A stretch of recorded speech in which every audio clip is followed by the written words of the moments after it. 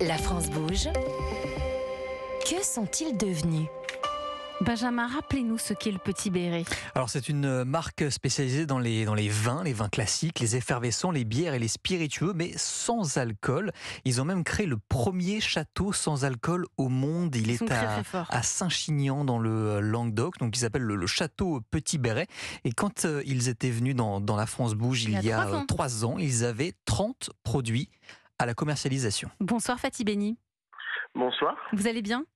Je suis très heureux d'être avec vous. Nous aussi, on est ravis de vous entendre, de voir que votre marque, elle devient de plus en plus connue, elle marche bien. Moi, cette histoire de la création du premier château sans alcool au monde, c'est ici en France, dans le Languedoc.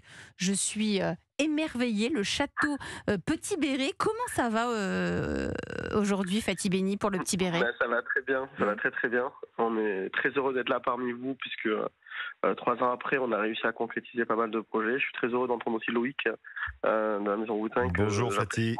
Bonjour. C'est un petit milieu. Oui, on se connaît bien. Exactement, donc on se connaît bien. Donc, non, je suis très heureux. Effectivement, ce projet, ça a été une concrétisation. Ça a été... En 3 ans, on a vécu quand même pas mal de choses, un Covid, et pour une petite entreprise, avoir cette résilience de passer toutes ces étapes un peu difficiles qu'on a vécues ces dernières années, ça montre qu'on est encore là, avec beaucoup d'ambition et surtout la concrétisation de projets qui ont été mis en place avec l'aboutissement qui a été la création du château il y a quelques temps. Et je me souviens quand vous étiez venu il y a 3 ans, vous avez dit nous on n'a qu'une envie, c'est d'être leader sur le marché, sur ces spiritueux, ces bières sans alcool. Paris réussi. Paris réussi, surtout qu'il y a une volonté de se développer à l'international, c'était ça un peu notre pari. Et là, présent dans plein de pays. Dans 51, donc ça c'est une grande fierté, et dans 51 pays avec des tendances qui n'existaient pas, donc faire boire du vin français à l'autre bout du monde, au Moyen-Orient ou en Asie, c'était quelque chose d'assez normal. Sans alcool. Du vin sans alcool, c'est quelque chose de complètement innovant, donc c'est une grande fierté.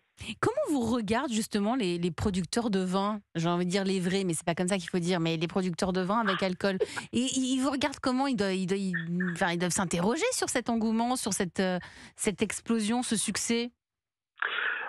Effectivement, ils se sont beaucoup interrogés parce que c'est comme partout sur l'innovation. Au démarrage, on est un peu décrié et au final, on se rend compte que la vision des fondateurs, elle est réelle, elle se transforme. On est plutôt aujourd'hui reconnu par nos confrères. On reçoit tous les jours des différents domaines, différents professionnels des métiers, notamment de la viticulture, des spiritueux ou de la bière, qui veulent partager sur ce qu'on fait et comment on le met en place. Nous, on n'a jamais rien caché et c'est pour ça qu'on a créé le château avec une vocation de s'ouvrir et de partager au consommateur final, mais aussi aux acteurs de la filière. Donc aujourd'hui, j'ai envie de dire qu'on est reconnu. Ça a été longtemps d'étudier. Ça a été long, mais vous avez tenu bon parce que c'est ça aussi l'entrepreneuriat, c'est croire en son projet, c'est croire en sa vision et c'est aller jusqu'au bout. Et on le voit chaque soir dans La France bouge. Quand c'est impossible, eh bien c'est possible. Merci Fatih Béni. On était ravis de vous entendre, fondateur du Petit Béret. C'est déjà la fin de cette France bouge à l'occasion du mois sans alcool. On était ravis de vous recevoir. Loïc Couillou, vous êtes le PDG du groupe Route 1. Merci à vous. Merci beaucoup. On était ravis.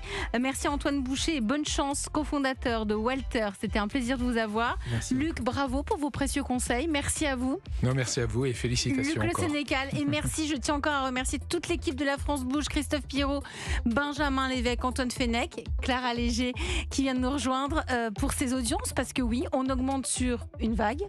Et sur un an. Et sur un an, vous êtes de plus en plus nombreux à nous écouter. Donc merci à vous tous. Merci de votre fidélité. Vous restez sur Europe 1, il y a des rendez-vous à ne pas rater. Comme Culture Média, c'est présenté par Thomas Hill du lundi au vendredi de 9h30 à 11h. Et Thomas va recevoir demain Caroline Vigneault pour son nouveau spectacle In Vigno Veritas, c'est au théâtre Édouard VII à Paris. Dans un instant, le flash présenté par Maëlle Hassani de 21h. Et tout de suite après, vous entendez ? C'est la musique avec Joe Hume.